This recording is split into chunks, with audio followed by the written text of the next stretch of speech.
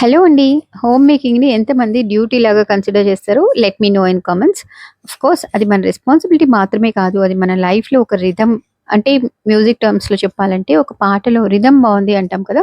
అంటే ఆ పాటలో మ్యూజిక్ గాని, లిరిక్స్ గాని ఒక ప్రాపర్ ఆర్డర్‌లో సూతింగ్ వేలో వెళ్తుంది. సేమ్ అలాగే మన లైఫ్‌లో హోమ్ మేకింగ్ కూడా అంతే. ఒక ఆర్డర్‌లో చేసుకుంటూ పోతాం.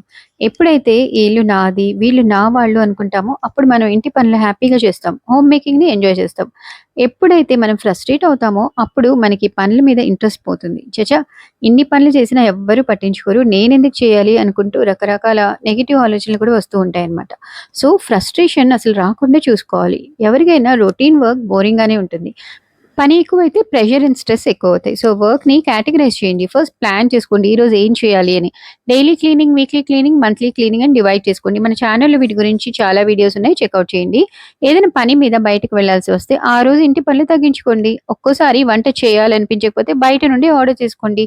దీంతో మన మెంటల్ ప్రెషర్ చాలా వరకు తగ్గుతుంది. రొటీన్ వర్క్ ఇంట్రెస్టింగ్‌గా చేయాలి అంటే మ్యూజిక్ పెట్టుకొని పని కానివ్వండి.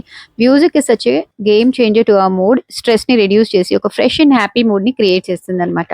సో, డైలీ ఒక 10-15 మినిట్స్ కాఫీ, టీ తాగుతూ మీకోసం మీరు స్పెండ్ చేయండి. వీక్లీ అండ్ మంత్లీ ఫ్రెండ్స్‌ని కలవండి. డైలీ మీ పిల్లలతో సరదాగా గడపండి. ఇవన్నీ పాటిస్తే I challenge you will fall in love with home making.